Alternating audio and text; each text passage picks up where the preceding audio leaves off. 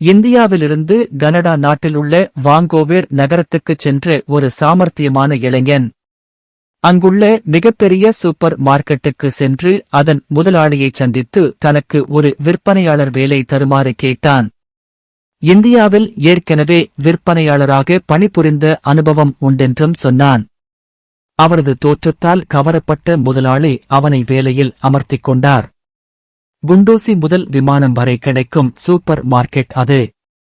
முதல் நாளன்று அவனுக்கு மிகவும் கடுமையான வேலை. மாலையில் பணி முடிந்ததும் அவனை வரவழைத்து முதலாளி கேட்டார், என்று உன்னால் எத்தனை வாடிக்கையாளருக்கு விற்பனை செய்ய முடிந்தது? இளைஞன் ஒருவருக்கு விற்பனை செய்ததாக சொன்னான்.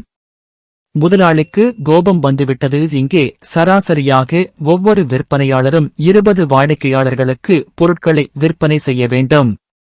சீக்கிரம் உன்னுடைய விற்பனையை அதிகரிக்காவிட்டால் உன் வேலை பறிபோய்விடும் என்று எச்சரித்தார். சரி, அந்த ஒரு வாடிக்கையாளருக்கு எத்தனை பவுண்டுக்கு விற்பனை செய்தாய்?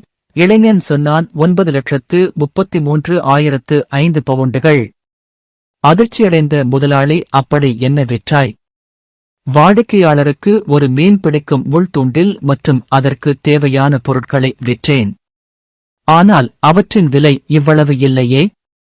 அது உண்மைதான் முதலாளி. இவற்றை அவர் வாங்கிய பின் கடலில் சென்று மீன் பிடிக்க படகு இருக்கிறதா என்று கேட்டேன்.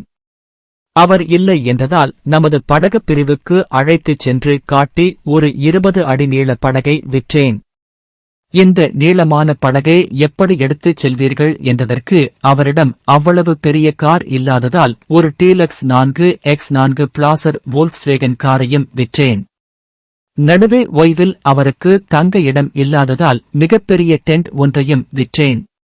அவர் இவ்வளவையும் வாங்கவா உன்னிடம் வந்தார்? நம்ப முடியாத முதலாளி கேட்டார். இல்லை, அவர் தனக்கு தலை வலிப்பதாகவும் ஒரு தலைவலி மாத்திரை வாங்க வந்ததாகவும் தான் சொன்னார். நான் தான் தலைவலிக்கு நல்ல மருந்து இந்த மீன் பிடிக்கும் பொழுதுபோக்கு என்று சொன்னேன். முதலாளி கேட்டார். ஆமாம், இந்தியாவில் நீ எங்கு வேலை செய்தேன் என்று சொன்னாய்?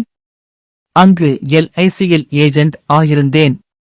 இங்கே வா, என் நாற்காலியில் அமர்ந்து இந்த கடையை பார்த்துக்கொள். நான் அங்கு சென்று கொஞ்ச நாள் வேலை பார்த்துவிட்டு வருகிறேன் என்றார்.